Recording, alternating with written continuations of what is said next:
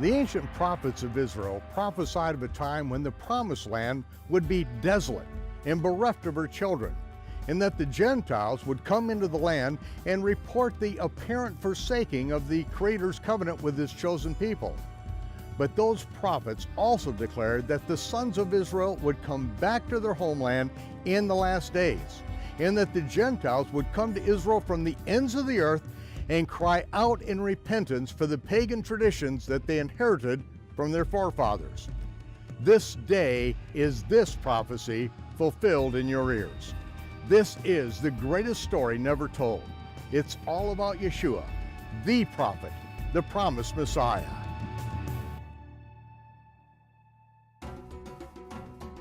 Join me here in the land of Israel as we take a chronological and archaeological journey through the Gospels. You have never seen anything like this before. I'm Michael Rood. Prepare for a rude awakening.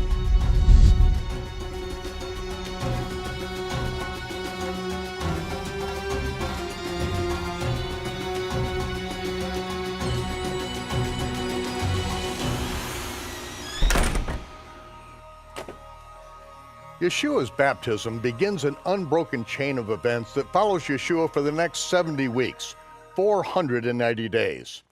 Living in Israel for 20 years and the Galilee for the past 12, I know the ancient Roman roads and cart paths that still link the villages of Israel today. I know how long it takes to walk from one point to another. In this series, we will follow Yeshua's travels as detailed by all four gospel authors. These accounts are without error or contradiction, but sometimes they contradict the impressions we inherited from our religious systems and Hollywood. I realize that most Western Gentile Christians were raised with the notion that Jesus' ministry was 3.5 years. So was I. It is as much a part of Western Christian culture as Santa Claus, the Easter Bunny, and Halloween, and just as contrived as forcing Yeshua's 3 days and 3 nights in the grave into the pagan festivals of Dagon, the Assyrian fish god Friday, and Easter, the Babylonian sex goddess Sunday. What I didn't know until after more than 30 years of historical and biblical research was that one man in the 4th century fabricated a 3.5-year ministry of Jesus out of the thin blue sky. For more than 300 years, there was not one dissenting opinion voiced among the early church historians or the disciples of Yeshua himself that Jesus' ministry was about 1 year. In the 4th century, one man, the court bishop of Constantine, was attempting to decipher the enigmatic 70 weeks prophecy of Daniel, a prophecy that even Sir Isaac Newton was unable to solve. His solution? He said Jesus' ministry was 3.5 years, which is 1/2 of a week. Since when is 3.5 years 1/2 of a week? It immediately alerts the Bible student that Eusebius was attempting to decipher Daniel's 70-week prophecy. It was a wild and unsupportable assumption that ignored more than 300 years of unchallenged testimony from the sapient witnesses. Eusebius was futilely attempting to get the final 7 years of Daniel's prophecy fulfilled, so that Constantine, a biblically illiterate, Mithra-worshiping pagan, could supposedly reign as the vicar of Christ from his millennial throne. Denying more than 300 years of unified testimony, Eusebius came up with a hypothesis which is not only unprovable, it completely destroyed any possibility of understanding the gospel narrative. We are left with faith-shaking contradictions as 2 entire years of dead silence are imaginatively inserted into the gospel record. In the century following Eusebius, scribes inserted 8 words into later copies of Greek text, attempting to legitimize his unique eisegetic interpretation. Those 8 words added a fictitious feast of Passover in the 6th chapter of John, at the time of the feeding of the 5,000, at the end of the summer. But Passover is 6 months later in the spring. The next event in the 7th chapter of John is the Feast of Tabernacles, again 6 months after Passover. The other Gospels have the feeding of the 5,000 at the end of the summer, and they are on their way up to the Feast of Tabernacles in the same chapter, the very next week. Neither Yeshua, the population of the Galilee, nor the Pharisees are at Jerusalem for this fictitious Passover of John chapter 6, verse 4. By adding a Passover at the time of the feeding of the 5,000, an entire year of dead silence is introduced into the gospel record. All of the early church fathers and historians of the first 3 centuries either stated plainly or never contradicted that Jesus' ministry was about 1 year. Yeshua goes up to Passover in John chapter 2 when he meets with Nicodemus. He goes up to Passover in John chapter 12 when he was crucified.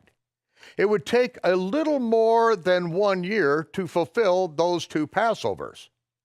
If the historians and church fathers of the first 3 centuries had a third Passover in their text of John, none could have been so foolish as to not understand that it would have taken well over 2 years to fulfill 3 Passovers. Yet they all said his ministry was about 1 year. Copies of manuscripts that predate the Eusebian forgeries still exist in museums. In these ancient manuscripts, there is no Passover in John chapter 6. No one goes up to Jerusalem to celebrate the Passover of John 6:4. Yeshua feeds 5,000, and then 4 days later, another 4,000 with leavened barley loaves during what would have been the Feast of Unleavened Bread, matzah.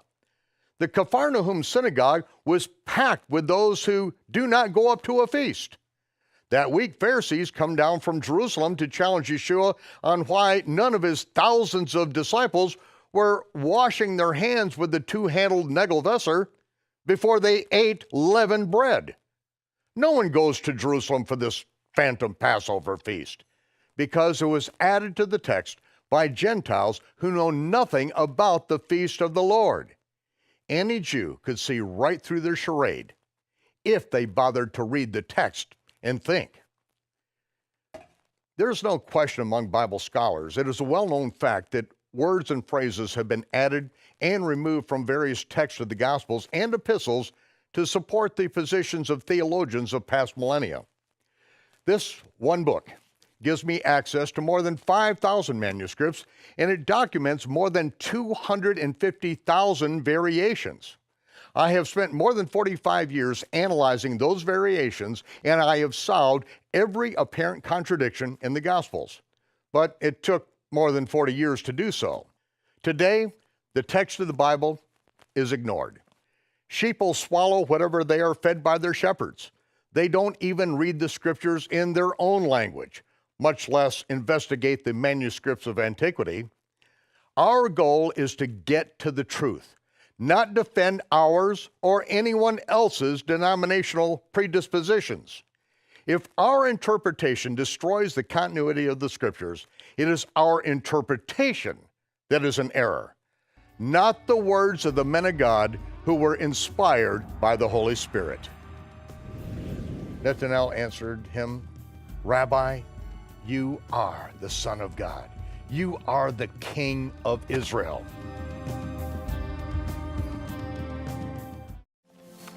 As the disciples prepare to commemorate Purim, the story of how Queen Esther's bravery saved the Israelites from certain death, Yeshua receives word that his friend Lazarus is gravely ill.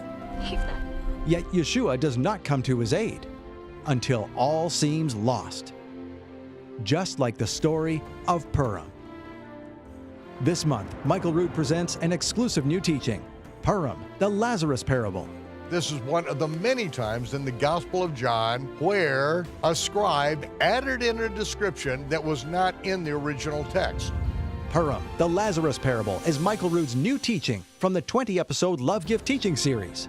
And the only way you can get it is with your Love Gift donation in March. We have to understand what they, the scribes and Pharisees, teach. You know, they who will not see the kingdom of heaven, we have to understand what they're saying. The Torah says one thing, but how they read it can be something different. Own Purim, the Lazarus Parable, right now when you give a Love Gift donation of $50 or more. Or donate $100 or more to get this new teaching plus the story of Esther on a scroll. A Megillah, concealed in an elegant wooden case. This scroll includes the entire biblical book of Esther, English on one side, Hebrew on the other, illustrated in full-color classic artwork. And the case features a leather-like wrap with gold embossing and a metallic seal depicting the story of Esther. Get this attractive showpiece now, plus Michael Rood's new teaching, Purim, the Lazarus parable. Whatever you give away, whatever you forfeit for me, you'll receive back 100-fold and shall inherit everlasting life. Act now to get Michael Rood's new teaching, Purim, the Lazarus parable, plus the scroll of Esther. Hurry, this offer is only available in March. Make your love gift donation now, online or by phone. Michael Rood's message of truth is broadcast all over the world, but none of it happens without the monthly financial support of our Ambassador Club members. And right now, membership has more benefits than ever. I'm giving into a ministry that is helping to feed other people that have this same hunger that I do. Join now, and Michael Rood will send you the Ambassador Club Welcome Kit, an exclusive messenger bag stocked with teaching DVDs, Red Sea crossing cards, and more. You'll also receive ambassador-only bonus gifts whenever you make a separate donation to receive the monthly love gift. Best of all, you'll get ambassador-only sale prices in our online bookstore several times throughout the year. Plus, exclusive invitations to Ambassador Club functions at a Rood Awakening events. All it takes is a modest commitment of $100 per month or an annual gift of $1,200. Call now or visit the Rood Awakening website to join the Ambassador Club.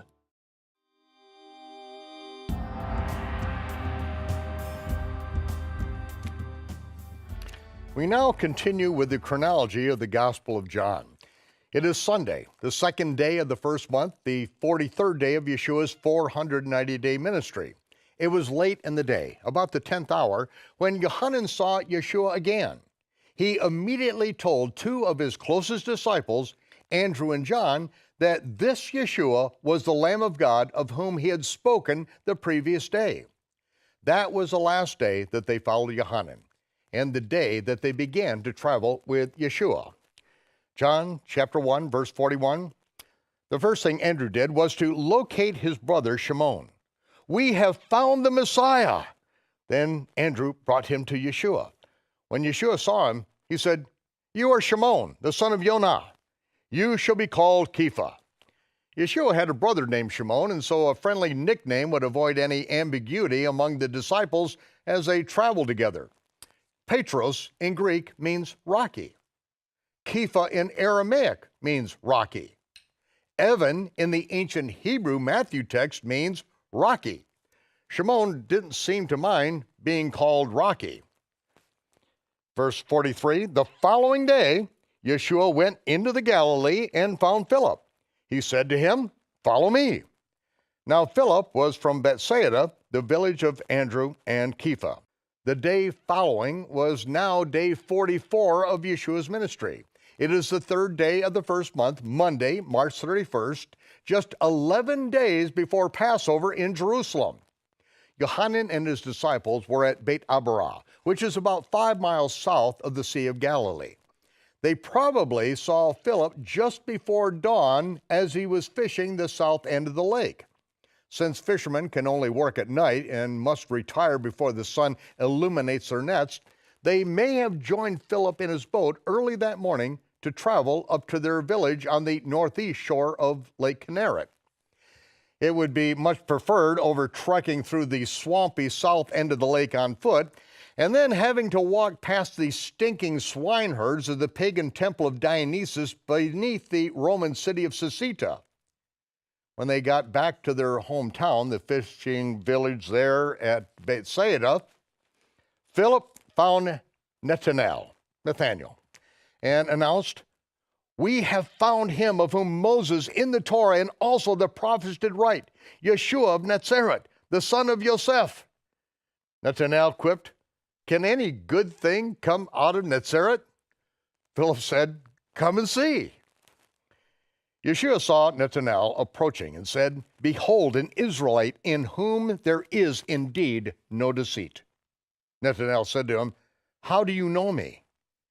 Yeshua answered, "Before Philip called you, when you were under the fig tree, I saw you." Nathanael answered him, "Rabbi, you are the Son of God. You are the King of Israel." Yeshua said, "Because I said I saw you under the fig tree, you believed?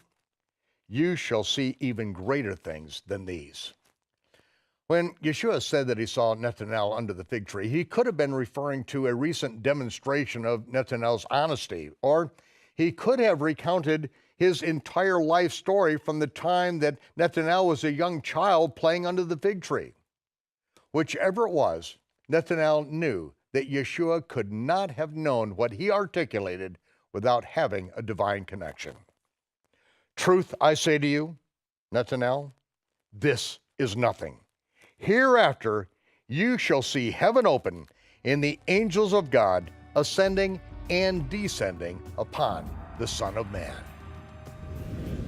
"Okay, Mother, I'll provide some wine, but I'll do it my way." "Yeshua, please don't mess with the rabbis tonight, please." As the disciples prepare to commemorate Purim, Yeshua receives word that his friend Lazarus is gravely ill. Yet Yeshua does not come to his aid until all seems lost, just like the story of Purim. This month, Michael Root presents an exclusive new teaching, Purim, the Lazarus Parable. This is one of the many times in the Gospel of John where a scribe added in a description that was not in the original text. Own Purim, the Lazarus Parable, right now when you give a love gift donation of $50 or more.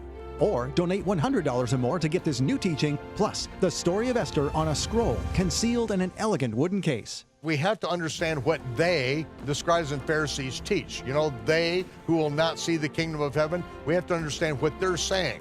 The Torah says one thing, but how they read it can be something different. Act now to get Michael Root's new teaching, Purim, the Lazarus Parable, plus the scroll of Esther. Hurry. The lives of Israeli victims hang critically in the balance following events of terror, violence, and war.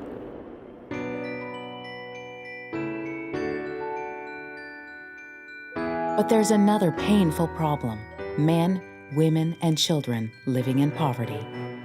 And you can be there for them. Visit us online at thelydiaproject.com. You'll find personal stories from the people who need you and the information you need to make a difference in their lives. When you give to the Lydia Project, you enable us to send help. Emotional and spiritual encouragement are especially needed during these critical days of recovery. Your support enables our ground team in the land of Israel to function as Yehovah intended, providing for the wounded soldiers, widows, orphans, and the poor. Help Israel. Give to the Lydia Project. The third day, there was a marriage in Cana of Galilee. The third day of the week is Yom Shlishi. This is the day after Yeshua met Nathanael in Bethsaida. It is now Tuesday, April 1st, 27 of the Common Era. It is the fourth day of the first month, 10 days before Passover. There was a marriage in Cana about a half day's walk from Bethsaida. On the third day, Yom Shlishi, there was a marriage in Cana of Galilee, and Miriam, the mother of Yeshua, was there. And Yeshua and his disciples were also invited to the wedding. Weddings were planned a year in advance, and Yeshua would have been invited to the wedding months earlier. It has been nearly 2 months since he left his home in Nazareth for his mikveh in the Yarden. They ran out of wine, so the mother of Yeshua said to him, "They have no more wine." Yeshua said to her, "My lady, why should this be a concern of mine? It is not yet my time." Yeshua's mother is in a position of responsibility at this wedding, and the servants are at her command. When she informs Yeshua that they've run out of wine, he responds to her in respect of her official capacity. Not as the King James Version reads, "Woman, what have I to do with you? My hour is not yet come." No, Yeshua is not barking at his mother.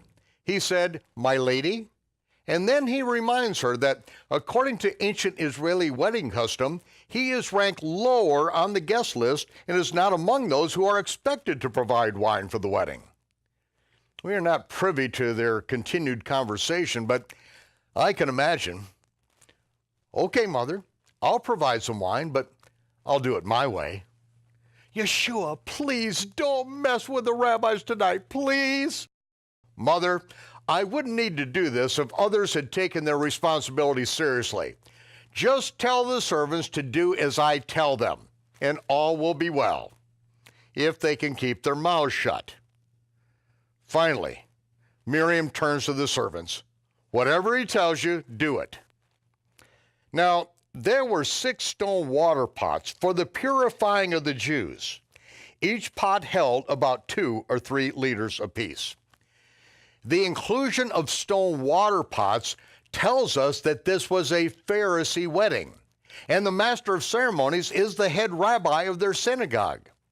These 6 stone water pots were used for a Pharisee purification ritual, which is never mentioned in the Torah, but is meticulously detailed in the ancient Talmudic writings of the Pharisee sages. Water is usually carried from the well in a wineskin or ceramic pot. If the container had been used for wine in the past, the flavor of grapes could still be present. But if water has the slightest taste of wine or vinegar, it is deemed to be ceremonially unclean for a Pharisee wedding and cannot be used unless the water is sanctified according to ritual. According to rabbinic law, stone cannot contract ritual impurity. So wine-tainted water must be put in a stone vessel that is to be filled to the very brim. The stone water pot is then lowered into the waters of a mikveh, and as soon as the waters of the mikveh kiss the water at the brim of the stone water pot, it is brought up from the mikveh, sanctified.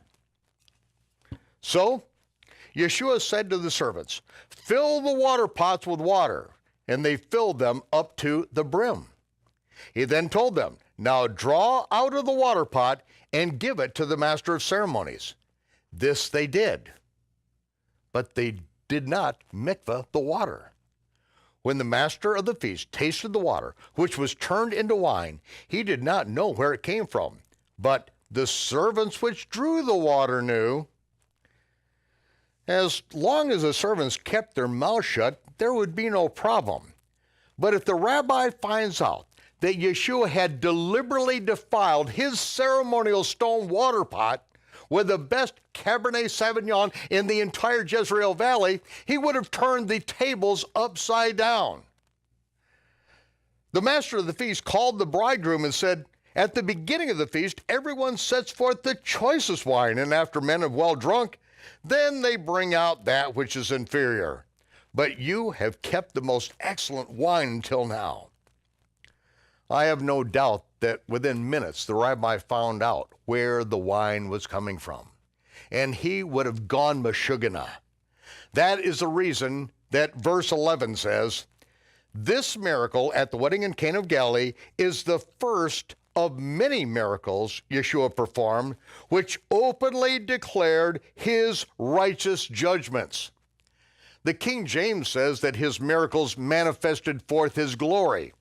No, his miracles, every one of them manifested forth his doxa in Greek, his judgments.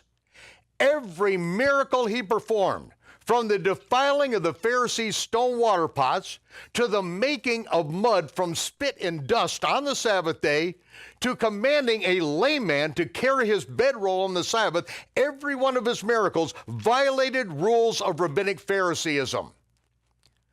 Every miracle was a judgment against the made-up rules of a religious system that claimed to follow Moses, but invented any commandments that they could get others to follow, and subtracted any God-given commandments that they didn't want to follow. His disciples understood. and they believed him. After the wedding in Cana, Yeshua went down to Capharnaum with his mother, his brothers, and his 5 disciples. They remained there not many days. The Passover was at hand, and Yeshua went up to Jerusalem. After resting on the Sabbath, Yeshua and his entourage left early in the morning of the first day of the week in order to give them the maximum traveling time. It is now day 50 of Yeshua's ministry, the 9th day of the first month, Sunday, April 6, 27 of the Common Era. In just 6 days, the Passover sacrifice will be killed on Friday afternoon. That particular year, the high Sabbath that begins the Feast of Unleavened Bread fell on the weekly Sabbath. Knowing the date of Passover in 27 of the Common Era allows us to reverse engineer Yeshua's previous week, which takes us day by day back to his mikveh in the Jordan.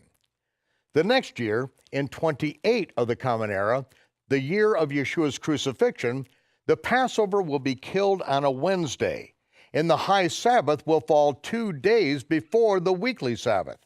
That is the only day from which one can accurately count the 3 days and 3 nights between the crucifixion and the resurrection, as specified in all 4 gospel records. I hope that I have given you an insider's perspective to the Gospels. If you are not a natural-born Israelite, you, like Ruth, can choose to be grafted into the root and partake of the sap flowing from the Hebrew roots of the faith.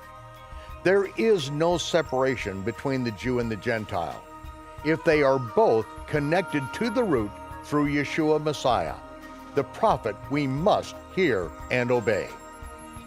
This is Michael Rood, inviting you to join us again next time in our continuing journey through the chronological Gospels.